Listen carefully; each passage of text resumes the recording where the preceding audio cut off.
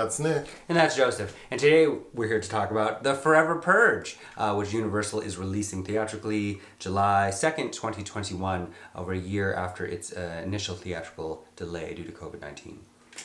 We saw this in a theater, and I, for some reason, thought we were going to see the Tomorrow War. Nope. So it wasn't until we were almost about to watch it that I realized it was the Forever Purge. I always listen. So it kind of took me off guard, and the subject matter is triggering. It is. I found it difficult to watch. It was difficult to watch. That being said, I think it was effective enough. But the director? Everardo Gout. What has this person done? This is his first film. Oh, first. Oh, well, good job. I mean, has done television things before, but... there are 5 Purge films now. Which I had forgotten about at least one of them, but there's the first one, written by James DeMonaco, who I believe has written, or at least has story credit on everything. But the first one was with Ethan Hawke. And That's right. Lena Headey. Then there's 2014's The Purge Anarchy, which I believe I was reading The Forever Purge kind of follows that one. But then there's also The Purge Election Year, The First Purge from 2018, which I believe is your favorite. And then there's a television series. So I would say The First Purge is my favorite. Then, I mean... The movie The First Purge. The movie The First Purge. So that's the third one. 1, 2, 3, 4. The fourth one. And then my second favorite is the first one with Ethan Hawke. And then I would say this one is my third. Okay. Yeah, but I think this one was good. Okay, so the basic story is it appears that the founding fathers have been voted out of power and the purge has stopped when we find out that the founding fathers are back in power and they're reinstating the purge. The new FFA. They're reinstating the purge. So we follow a couple, Adela and Juan, who we see migrating illegally from Mexico to the United States in an effort to escape violence from the drug cartels. So they arrive and we flash forward 10 months and they're both working. Adela works for a meat packing place and Juan works for a ranch, some cowboys. And they have practice on their English and it seems like things are going well. The first purge happens. And it goes smoothly enough. They're both safe.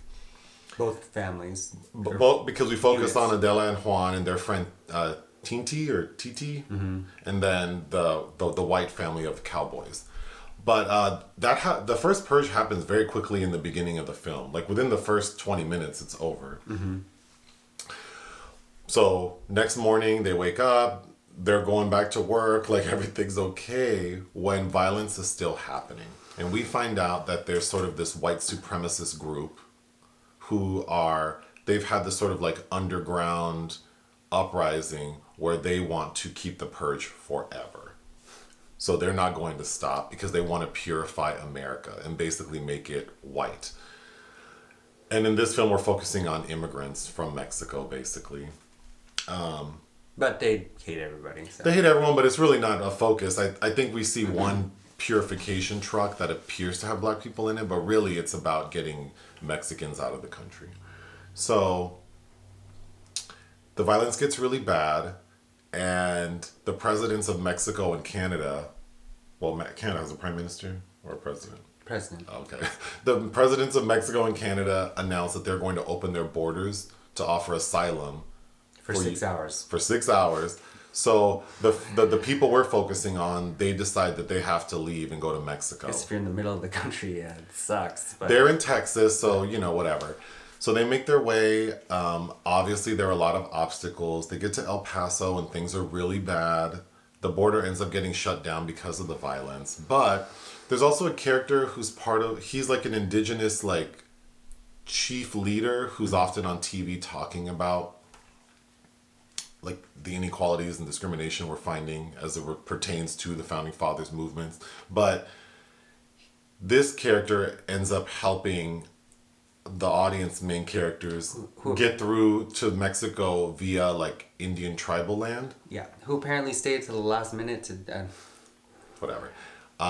They're obviously able to get across, and then in the final credits we see that sort of the uprising of this Forever Purge white supremacist shit is sort of eating itself from the inside, and that the government is starting to take control back. So maybe things will work. work out in the end. And then a role reversal of now we have these dreamers, white American children born in Mexico. In Mexico. Yeah. So very interesting. Where do you want to begin? It was tiring. I think that our sentiments after watching it was like, it doesn't feel like it's... It doesn't feel that far off from where we are today, so I think that's what was exhausting about it, was that, yes, it's hyperbolic in many ways and kind of corny in many ways, but it hit close to home. I think I'm glad it came out this summer and not last summer. Yes, because it would have been much more volatile, I think, but... Yeah. And the parallels to, like, the Trump administration, and I'm sure this was filmed before the insurrection. This was supposed to come out in July of 2020. Oh, yeah. So it's funny because it does sort of feel like all of that is aligned. So, yeah, again, it was just kind of difficult to watch. I mean, I found in the opening credits, like, there's deteriorating images and some, like, a face mask on somebody. So I'm sure that some things have been modified to fit the recent past, perhaps. Sure. But I'll just go down my notes. So the white family that Juan works for, it's Juan with his friend I didn't write his name down. Alejandro Edda. But what's his character's name? It's not listed on IMDb or Wikipedia. Oh, I think they called him Tinty. But they work for these cowboys, and the father of, like, the ranch, he seems like... I'd be curious to know what people think about this, because I often feel like in film where they try to have, like, the good white people who seem to have some sort of conscience, even though they know that what's happening to people of color is a problem. That's kind of how this family is. Like, the father, the patriarch, seems to respect the people, and then, like, his daughters seem to value, like, the father's ideals. One of the daughters is pregnant, and she's married to the main character, Devin or Dylan. Dylan, played by Josh Lucas. And Dylan's character seems to not like Mexicans. Okay, I think I wrote down that because there's that dinner table sequence because his wife's sister, played by Cassidy Freeman, who's pregnant, her sisters, they have a live-in maid who's Mexican, and they're like, oh, she has the sweetest sister, basically to look after your kid when it comes out. And he's like, we don't need that. And I think it was trying to set up that white people really, even the good white person here is Will Patton, who's a great character actor. He's in Copycat and many, many other things, are either exploiters or racists. Sure. So Dylan appears to be so his sort of aversion to wanting this Mexican nanny. Also, when Juan, the opening scene when we meet Dylan, he's trying to tame, like, a wild horse and he can't do it. He actually gets, like, kicked in the ribs. Mm-hmm. And then the dad says, oh, I know who can do this job. Juan. So Juan shows up and tames the horse, and clearly Dylan is upset. And then Dylan threatens to fire Juan in a subsequent scene. But we see the dad offering all of his, like, employees, like, purge protection bonuses, which I thought was funny / stupid. But an important plot point is so it's Juan, Tinty, and then this other guy. And I thought the other guy was funny because he's very attractive. And he's the one who's mad. Like, we're just slaves here and they're just using us. And I kept thinking, like, you could just move to Hollywood and be an actor because you look like you should have an OnlyFans page. But I thought the casting of that character was off because he also looked white to me. He did look white, yeah. So he's acting like he's one of these immigrants who's being exploited. It's like, you're not being treated worse than these other two. Yeah, but you look like you actually do gay porn. So I don't know what's happening here. I can't read all my handwritten notes. Oh, this is the first time I've done handwritten notes, and it's a problem. They refer to the Purge as the national holiday celebrating our freedom. I thought that was funny. There are there are very corny moments because they try to establish like a budding romance between Alejandro Edda and Dylan's sister Harper, played by Leven Rambin, when they're getting... I thought that was corny because it's very heavy-handed. Like every time she sees him, she's like, "Ooh." And they're getting supplies, and he grabs peanut butter and she grabs jelly, and they're like, why don't you come up and see me sometime? Right. And of course, he ends up being killed point blank. But go ahead. I also wrote down in my other notes from the theater. Everybody's deaf in this. My favorite two characters are Adela and Juan, played by Adela Reguera, who we just saw in Army of the Dead and is from Nacho Libre, and Tenoch Huerta, who he's in Sin Nombre, a film I remember we saw at the Walker years ago called Sleep Dealer, where they farm out, they use immigrants like subconscious to farm. Do you remember that film? Mm-hmm. It's kind of interesting. And Son of Monarchs, which I recently saw at Sundance this year, and he's about to be in Black Panther 2. But I really like both of them. But there's that scene where that redneck is shooting right in her ear to get them to come out towards the end. And it's like, everybody be deaf in this movie with all of these shootings. I had a thought while I was watching it that, like, yeah, what if you married like a white supremacist or a racist? And then I was thinking, a lot of y'all do marry what, like a lot of these, a lot of ladies I know do end up marrying these problematic ass men. Like they're homophobic, they're racist, they have like these weird sort of like socially conservative views. So I thought that the characterization of Dylan with his wife felt very appropriate, and that she was kind of shocked to see that her husband had these views. But it's like, how can you be so shocked? But it's like, easily. Well, you can be with someone and not really understand really how they think about things, and then once you do, it's like, ugh, Jesus, gross. Like, but here we are. Like, I mean, not we. I mean, you have some questionable things, but no, but it is possible. Like, a lot of people do end up in situations where they are very surprised, and I thought that characterization of the pregnant lady seemed accurate. Cassidy Freeman playing it. Yeah. Mm-hmm. I thought Adela's accent / her grasp of the English language was a little off, because it's made to seem like when she crossed the border she didn't speak English, and then in 10 months she sort of mastered it at the point we see her. But then she's also listening to like how to learn English tapes. Sure. And then it's like she seems like she speaks the language very well. And her accent goes in and out, and then like at one point she has a hard time saying Texas versus Tejas. Mm-hmm.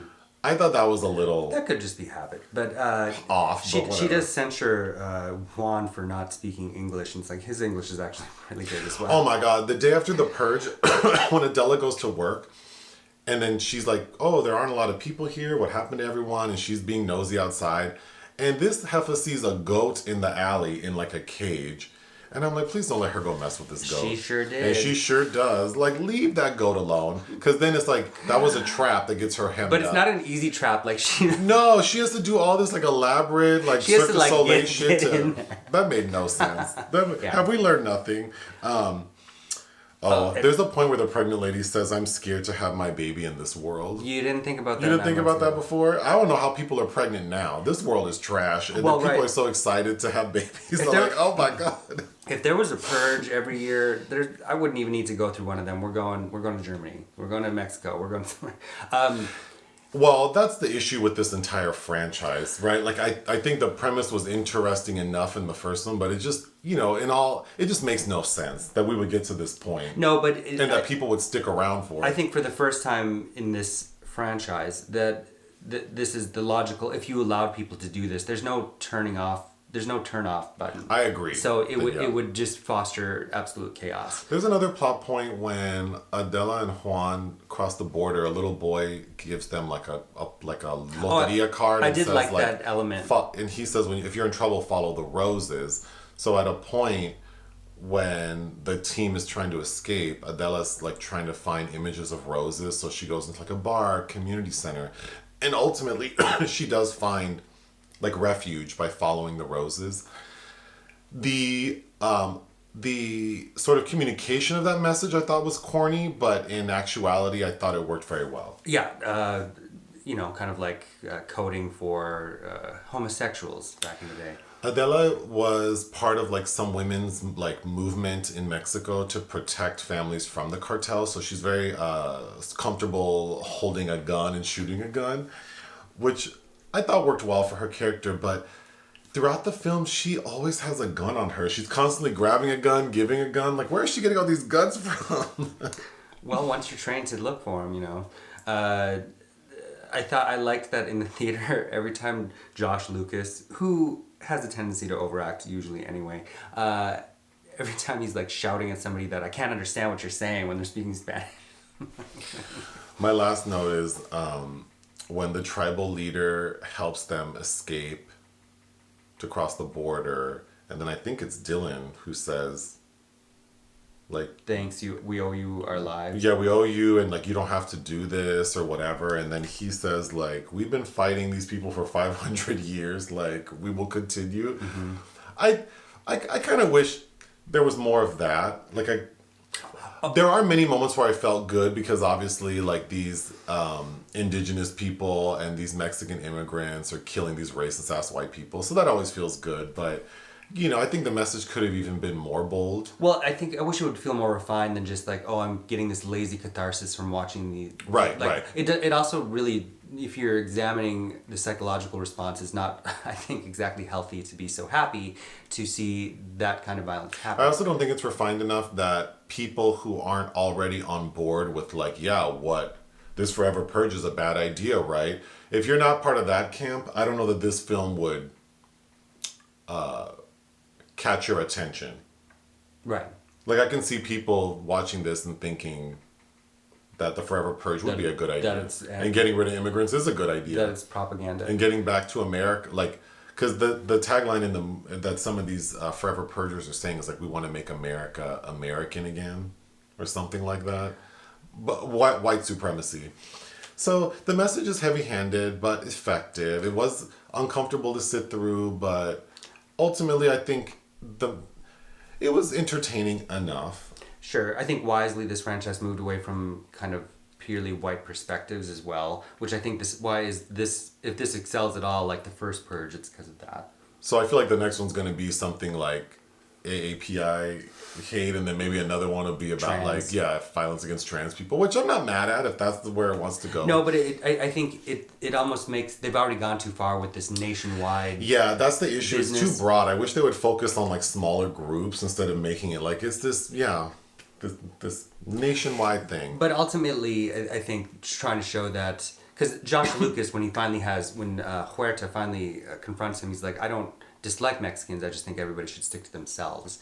And Huerta says, well, we're together now. We're together so now. I think the underlying message is these white people who think that none of this involves them or will ever involve them, need to kind of take a stand. What would you give this film? 2.5 out of 5. I would give it 2.5 out of 5 as well. Thank you. Bye.